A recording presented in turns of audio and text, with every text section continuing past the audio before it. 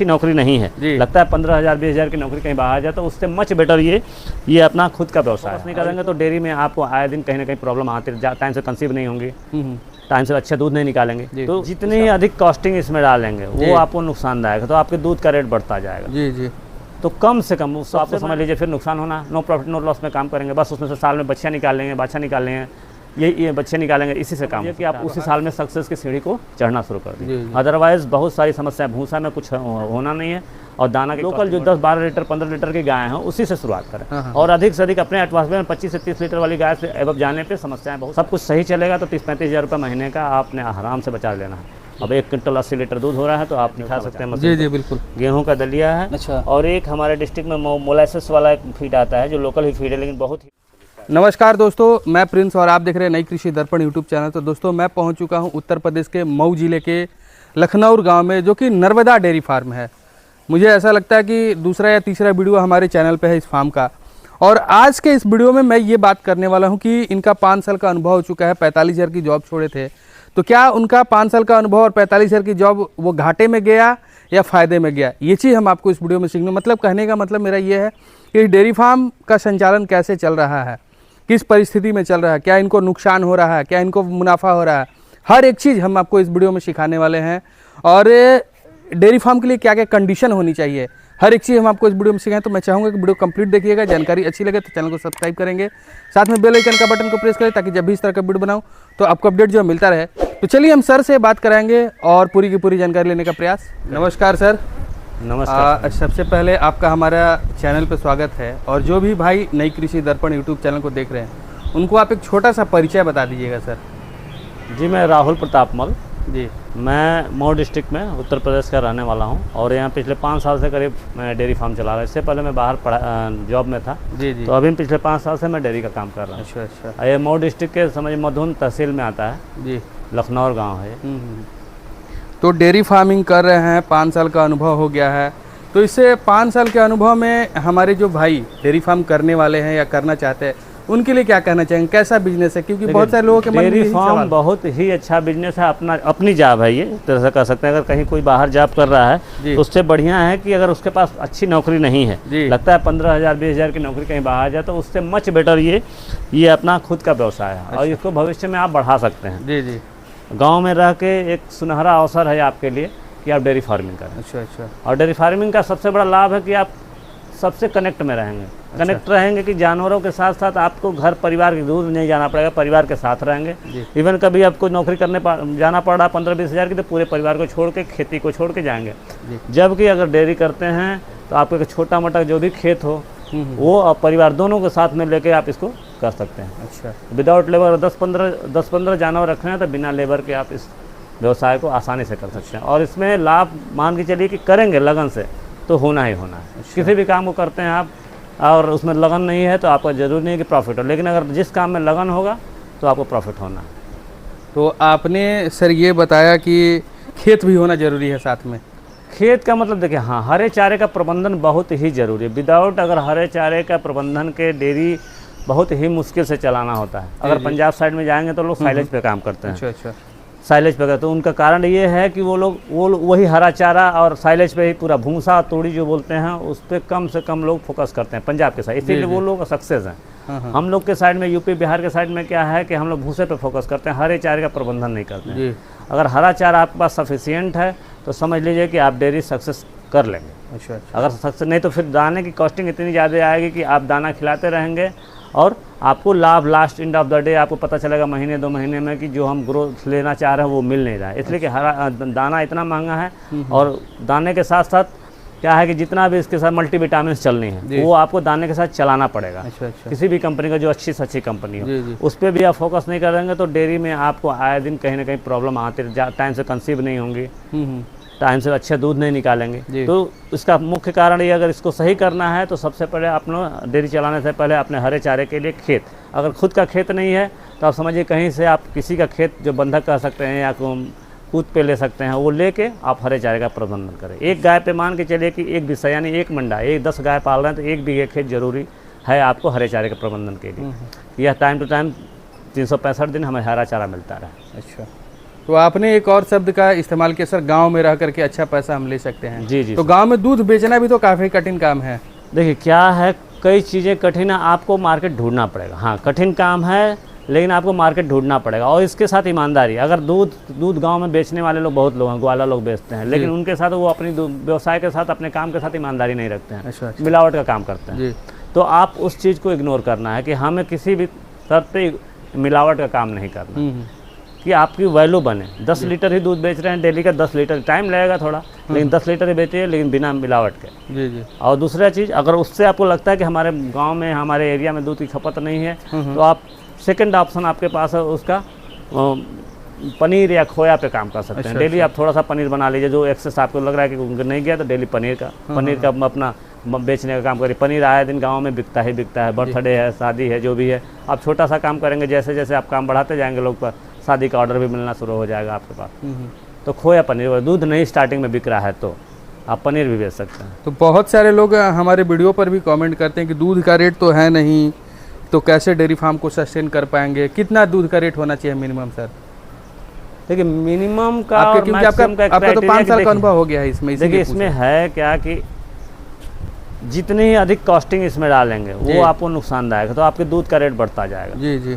तो कम से कम, सबसे मैंने मुख्य कारण बताया कि आप हरे चारे पे फोकस करना है। अच्छा। हरा चारा जितना अधिक मात्रा में आप देंगे, हम भी पीछे 2 साल तक बहुत प्रॉब्लम है कि दाने पे फोकस करते थे, उस तरह से शरीर नहीं डेवलप होता था, कंसीव नहीं होती थी। लेकिन जब से मैंने हरे चारे को मुख्य अपना स्रोत बना लिया कि डेयरी का मुख्य स्रोत क्या है, हरा चारा। जी जी।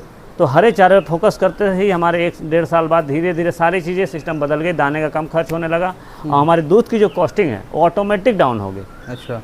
आप भूसा जहाँ डेली 8 किलो 7 किलो खिला रहे हैं, आप 4 किलो भूसे पे आइए, और बजड़ा बरसीन जो भी है आपके यहाँ, नेपियर है, सुपर नेपियर है, वो आप अधिक से 20 से 25 किलो हरे चारे के रूप में उसको दीजिए, तो आपकी कॉस्टिंग घटेगी। तो दूध जब आपको लगेगा आप 40 से 50 के बीच में भी अगर दूध बेचते हैं, और आप अगर दूध की कॉस्टिंग 30 रुपये पड़ जाती है, अगर 30 रुपये तब पड़ेगी जब हरे चारे पे आप फोकस करेंगे तब, नहीं तो 40 और 45 रुपये कॉस्टिंग पड़ेगी। अच्छा। आपके, तो आप 40 और 45 बेचेंगे तो आपको समझ लीजिए फिर नुकसान होना, नो प्रॉफिट नो लॉस में काम करेंगे, बस उसमें से साल में बच्चियाँ निकाल लेंगे, बाछा निकाल लेंगे, ये बच्चे निकालेंगे, इसी से काम हो सकता है। तो हरा चारा भी तो उपजाने में कॉस्टिंग आता है सर? सर तो भूसे के और दाने के कंपैरिजन में आप खेत ले लेंगे, कहीं भी अमूमन यूपी बिहार में अगर एक बीघा खेत लेते हैं तो अधिक से अधिक 10,000 रुपये या 15,000 रुपये कॉस्टिंग लगेगी ईयरली। जी जी।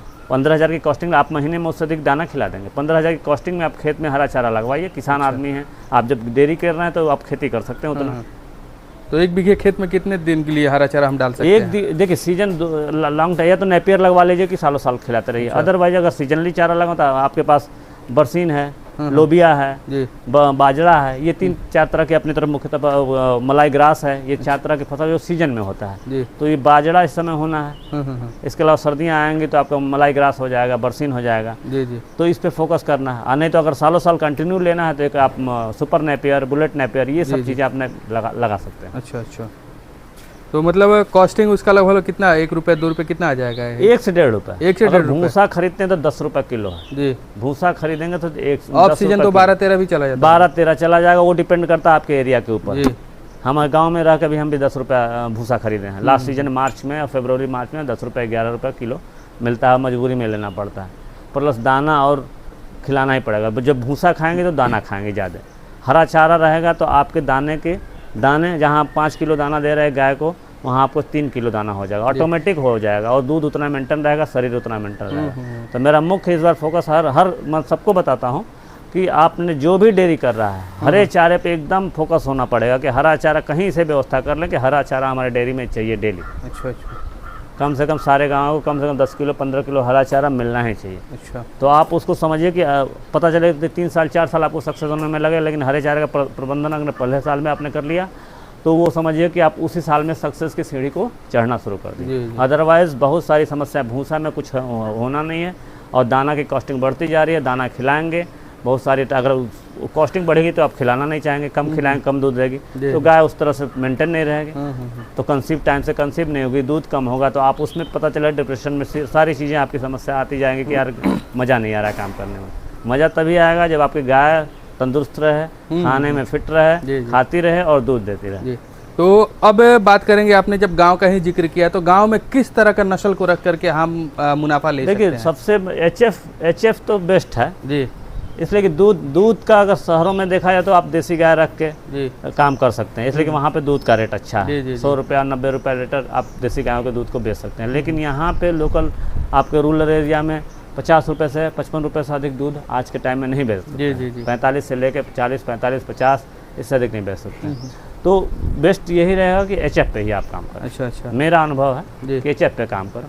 अगर आपको एचएफ में भी तो क्रॉस ब्रीड रखना होगा ना, एचएफ क्रॉस, प्योर हाँ एचएफ तो प्योर रखें। का आप अब चाहे नए डेयरी फार्म के लिए बता रहा हूँ कि अगर छोटे डेयरी फार्म में जो स्टार्ट करना चाहते हैं नए लोग, तो उनके लिए आप लोकल जो 10-12 लीटर 15 लीटर की गाय हैं उसी से शुरुआत करें। हाँ, हाँ। और अधिक से अधिक अपने एटमॉस्फेयर में 25 से 30 लीटर वाली गाय से एवब जाने पे समस्याएं बहुत सारी लगी रहती हैं। तो आप 25 लीटर 20 लीटर 18 लीटर 15 लीटर तक की गाय पे ही काम करेंगे और उस पर हम अच्छे से सर्वाइव कर सकते हैं। अच्छा अच्छा। तो अभी आपके पास टोटल कितनी पशु की संख्या है? अभी टोटल हमारे पास छोटे बड़े मिला के 13-14 हैं 13-14 है जी। कितना मिल्किंग वाली है? मिल्किंग में अभी सब कंसीव में है, सारी कंसीव हैं, लेकिन अभी दूध दे रही हैं वो करीब 5 दे रही हैं। 5 दे रही है। 50-55 लीटर दूध अभी मेरे पास अवेलेबल एक है। टाइम का दोनों टाइम का? दोनों टाइम का मिला के करीब एवरेज पुरानी हो चुकी हैं, अभी हाँ, बच्चा हाँ। देने वाली हैं, तो इसलिए अभी 55 लीटर के करीब दूध है। तो किस रेट से अभी दूध जा रहा है आपका? दूध मेरा जो रेगुलर कस्टमर है 45 रुपये, अदरवाइज 50 रुपीज़। और मैं इंक्लूड वही कर रहा हूँ कि मैं पनीर भी बेचता हूँ, खोया भी बेचता हूँ। तो डेली समझ लीजिए कि मेरा 2-2.5 किलो पनीर में 10-15 लीटर दूध 20 लीटर दूध का डेली मैं अपना पनीर बनाता हूँ। अच्छा तो पनीर का मेरा डेली का सेल है। अच्छा। गांव के कस्टमर या मार्केट के कस्टमर जो भी है पनीर ले जाए, शुद्ध पनीर गांव के कितना मार्केट। केजी दूध में पनीर तैयार होता है सर? 1 किलो दूध पनीर? डिपेंड करता है, वैसे अगर सही दूध नहीं है तो 6 लीटर भी लग जाएंगे, 7 लीटर भी। जैसे मान लीजिए उसकी क्वालिटी अच्छी ना हो, जिसमें अगर एसएनएफ और फैट की मात्रा अच्छी हो, वो 5.5 लीटर कम से कम 5.5 लीटर दूध में 1 किलो पनीर आपका निकल जाएगा। तो दूध की गुणवत्ता के ऊपर डिपेंड करता है कि पनीर कितना लेगा। मार्केट से दूध खरीद के लाएंगे ग्वालों से, पता चलेगा उसकी गुणवत्ता अच्छी नहीं है तो 7 लीटर भी लग जाएगा। जी। तो 50 रुपये लीटर के हिसाब से 350 का आपका दूध की कॉस्टिंग पड़ेगी। जी। तो पनीर आप बेच नहीं पाएंगे, कर नहीं पाएंगे। हाँ, हाँ, हाँ। तो अपने घर की जो आपकी डेयरी की दूध है उसी दूध से आप प्रोडक्शन अच्छा लें, उसको खान पान उसका अच्छा रखेंगे, दूध की क्वालिटी आएगी, तो 5 से 5.5 के बीच में आपका 1 किलो पनीर आराम से निकलेगा, जो मैं अभी इस समय कर रहा हूँ। तो अगर अभी महीने का आमदनी आपकी देखें तो क्या आमदनी में चल रहे हैं कि घाटे में चल रहे हैं? घाटा नहीं है सर। देखिए ये क्या है, मल्टी फार्मिंग आपको करनी पड़ेगी। डेयरी ऐसा व्यवसाय है कि दूध बेच के आप कमा नहीं सकते हैं कभी भी। हाँ हाँ इसके लिए आपको इसके साथ मल्टी फार्मिंग, यानी आपके दूध के साथ मैंने बनाया पनीर बनाइए, खोया बनाइए साथ में। हाँ हाँ अगर दूध प्रॉपर बिक रहा है तो कोई दिक्कत नहीं है। हाँ हाँ और उसके साथ जितना गोबर का यूटिलाइजेशन करिए। इन सारी चीज़ों को अगर मिलाते हैं तो मैं इस समय प्रॉफिट में रह रहा हूँ। पिछले 2 साल तो प्रॉफिट में नहीं था, लेकिन अब ओवरऑल प्रॉफिट में अगर 70-80 हज़ार को मैं दूध बेच रहा हूँ तो मान के चलिए उसमें 10-15 हज़ार रुपये जी एवरेज। अगर मैं 1 लाख का दूध बेच रहा हूँ तो मान के चलिए दूध खोया पनीर 1 लाख का महीने का बेच दिया तो उसमें 25-30 हज़ार रुपये हमारा बचा। एवरेज आपका आमदनी? हाँ, 1 लाख की अगर कहीं से आप सेल कर दिए महीने कुछ भी डेयरी से रिलेटेड जो भी चीज़ें, गोबर बेच दिए, खोया बेच दिए, दूध बेच दिए, पनीर बेच दिए, जी 1 लाख के सेलिंग पे आपको मान लीजिए सब काट पीट के सब अच्छा करने के बाद 30-35 हज़ार रुपये आप आराम से बचा सकते हैं। अच्छा सब कुछ अच्छा होगा तब। इवन अब गाय आपके हर महीने बीमार पड़ रही है तो बीमार पड़ने का कारण है, जी। क्यों पड़ेगी बीमार, हम उस तरह से उसको केयर नहीं कर पा रहे हैं। हाँ हाँ सब कुछ सही चलेगा तो 30-35 हज़ार रुपये महीने का आपने आराम से बचा लेना है। अब 1 क्विंटल 80 लीटर दूध हो रहा है तो आपने उतना बचा लेना है। अच्छा। रूरल एरिया में रहता है तो खिलाने का खर्चा वगैरह फिर कितना कर देते होंगे इसमें अभी? खिलाने का एवरेज खर्चा मेरा करीब मान के चलिए 1500 से 2000 है। अच्छा हाँ, दाने का, भूसा का, रोज का average- 1500 से 2000? हाँ 1500, जिसमें 1500 से 2000 में हम इंक्लूड कर लीजिए आप लेबर भी 500 रुपये में लेबर, 1500 रुपये इस समय जो हमारे 10-12 गाय पे जी, हैं, जी। जिसमें 500-1500 रुपये का दाना और 500 रुपये लेबर कॉस्टिंग। मान के चलिए बजड़ा कटवाना है, मिल्किंग करवानी है, ये सारी कॉस्टिंग 500 रुपये में। अगर 300 रुपये का एवरेज का लेबर लेते हैं तो 100 रुपये एवरेज का दूध का मिल्किंग का हो गया, 150 रुपये डेली का आपका हरे चारे काटने का हो गया। अच्छा, ये सारा मैं इंक्लूड कर रहा जी, हूँ। जी। तो 2000 रुपये का एवरेज, 50 से 60 हज़ार के बीच का मेरा मंथली खर्चा है। और इस समय में ज़्यादा नहीं है, 70-80 हज़ार के एवरेज का मेरा अर्निंग। क्या क्या खिलाते हैं इनको सर? हरा चारा मुख्य है मेरा, उसके बाद जो फीड में है आप दिखा सकते हैं इधर में। जी जी देखिए मेरा मुख्य स्रोत है सबसे बड़ा गेहूं का दलिया। अच्छा। मैं खिलाता हूं, जो कि अपने मशीन में आपने दिखा सकते हैं जी मशीन जी पे। बिल्कुल। गेहूं का दलिया है। अच्छा और एक हमारे डिस्ट्रिक्ट में मोलासेस वाला एक फीड आता है जो लोकल ही फीड है लेकिन बहुत ही बेहतरीन है। अच्छा ये भी 28 रुपये किलो का, ये मोलासेस। मोलासेस है। जी और इसमें जितना भी लोकल आपका समझ लीजिए अरहर की चुन्नी और आपका खली, ये सारा मिक्स होता है। अच्छा अच्छा ठीक है, 3-4 आइटम करीब मिक्स होता है उसमें। मक्का, ये जो मैं लोकल आइटम बता रहा हूँ। इसके अलावा शीतल का ये हमारा C25, ये शीतल का C25 है। अच्छा अच्छा। जो ये भी करीब एक गाय पे करीब हम 2 किलो अच्छा डेली, जी जी। तो 1 किलो सुबह 1 किलो शाम। खली आधा किलो खली, ये खली दिखा सकते हैं। सरसों, हमारे यहाँ सरसों की खली मुख्यतः मिलती है, तो सरसों की खली। अच्छा अच्छा। तो एक गाय पे आप भूसा डाल देते हैं पहले? भूसा डाल दिया, ऊपर से डाल, शाम को इसको मिला दिया जाएगा। अच्छा, ये शाम के लिए है? ये शाम के लिए, सुबह का काम हो जाए, सुबह का काम खत्म हो गया। हाँ, ये शाम के लिए है, सुबह भी खिला चुके हैं। जी जी। सेम यही प्रोसीजर शाम में होगा तो सुबह खाएंगे। तो पानी भी डालते हैं इसमें? हल्का पानी, बहुत हल्का पानी पड़ा हुआ है, देख सकते हैं। जी जी। तो हमारा खिलाने का तरीका यही है। अच्छा, तो मुख्यतः रोग वगैरह को लेकर के क्या समस्या है अभी तक? अब आती है सर? रोग जो है, रोग तो आएगा, लेकिन जब आपकी गाय तंदुरुस्त रहे, इम्यूनिटी पावर स्ट्रांग रहेगा जी, तो रोग कम से रोग प्रतिरोधक क्षमता अगर गाय के अंदर अच्छी रहेगी तो बीमारी नहीं आनी। अच्छा अच्छा। कुछ बीमारियां हैं जो कि उससे नहीं, मतलब आपके जैसे मेस्टाइटिस हो गया, हाँ, मेस्टाइटिस हो गया, कंसीव न करने, ये समस्या तो आ सकती है। कितना भी अच्छा करते हैं, इन गायों में आना है जी। इसके लिए आपको टाइम टू टाइम सफाई पे ध्यान देना है कि हम मेस्टाइटिस ना हो जी। मेस्टाइटिस के लिए मुख्यतः आपको मेन कारण है सफाई जी। अगर आपने डेयरी पे नमी नहीं होना चाहिए, सूखा ड्राई होना चाहिए। बरसात के टाइम में बहुत ज़्यादा ड्राई होता है डेयरी, अरे गीला होता है, तो मेस्टाइटिस होने का खतरा बहुत ज़्यादा बना रहता है। तो अपने डेयरी पे सूखा, मतलब जितना सफाई करने के बाद सूखा से सूखा रहे, मैट बिछा के रखें जी जी। और रहा कंसीव करने के बाद, तो कंसीव में भी आप ऐसा मिनरल विटामिन अपने गाय को भरपूर मात्रा में दीजिए कि वो कंसीव प्रॉपर करें। अच्छा अच्छा। हाँ, तो ये तो अनुभव से आएगा कि कब हमारे, जब काम करते करते अनुभव आएगा कि हम कर रहे हैं इस चीज़ को, और आइडिया लाया कि हाँ कब कंसीव कर रहे हैं, नहीं कंसीव किए, क्यों नहीं, कारण क्या जी जी। बताने से बहुत सारी चीज़ें समझ में नहीं आएंगी। आपको कंसीव नहीं कर रहे हैं उसका कारण आपको खुद करेंगे उस काम को तो समझ में। तो मतलब पूरे 5 साल के अनुभव में कभी आपको ऐसा मन में नहीं है कि इस डेयरी फार्म को छोड़ के फिर से वही जॉब पकड़ लें? स्टार्टिंग में था, 2 साल 2.5 साल तो लगा कि नहीं, काम सही नहीं। कितना का जॉब छोड़े थे? हम 45,000। 45,000 का जॉब करते थे? जी जी। 45,000 के जॉब छोड़ के लग गया मन की डेयरी करना है, तो 2 साल तो समझ एकदम परेशान रहा। मतलब लगा कि छोड़ के भाग जाए? हाँ, ऐसी सिचुएशन में, इसलिए कि आपको मेहनत भी है, ये काम इतना आसान भी नहीं है। आपको सारी चीज़ें A to Z आपको छोड़नी पड़ेंगी। अब परिवार अगर दूर है तो परिवार को भी छोड़, डेयरी के साथ रहना पड़ेगा। जैसे जानवर बंधे वैसे आपको भी बंध के रहना पड़ेगा यहाँ, तब तो आप डेयरी चला पाए आप। और इसमें फैमिली मेंबर अगर है तो इन्वॉल्व होना जरूरी है। अकेले आप डेयरी नहीं चला सकते। 1-2 गाय आप कर सकते हैं, 10 गाय अगर 15 गाय हो गए तो 24/7 आपको यहीं रहना पड़ेगा और हिल नहीं सकते आप। तो ये भी पहला तो यही सेटअप नए डेयरी फार्मरों के लिए जो आप शुरुआत करना चाहते हैं देख के वीडियो यूट्यूब पे कि हाँ, लेकिन उनके लिए यही मैसेज है कि आप पहले माइंड सेट करिए कि हम इन्वॉल्व हो पाएंगे नहीं। पूरे 1 साल के लिए कमिटमेंट करिए अपने आप से कि हमको यहाँ डेयरी पे, हमको जहाँ भी 10 गाय 5 गाय हम पालने की सोच रहे हैं, हम पहले वहाँ पे टिक पाएंगे। जानवर तो टिकेगा जब आप टिकेंगे, नहीं तो जानवर भी नहीं रुक सकता है। जानवर मरेंगे, बिगड़ेंगे, आप हटाओगे। तो पहला सबसे पहले कि हमको अपना माइंडसेट करना है डेयरी शुरू करने से पहले कि हमने 1 साल का कमिटमेंट लेना है कि हम रुक पा रहे हैं कि नहीं रुक पा रहे हैं। आपको लगा कि कहीं शादी में जाना है, इधर जाना है, तो वो फिर समस्याएँ आएंगी। मतलब खुद अटेंशन पोजीशन में हमेशा रहना है। हाँ, कि आपको ना अपने करना है। देखिए, ये हमारी गाय जो है अभी तीसरे ब्यात में है, अभी 2 महीने अभी बच्चा देने में है, 1.5 महीने रह गए हैं। तो अभी इसका पोजीशन देख सकते हैं इस गाय का।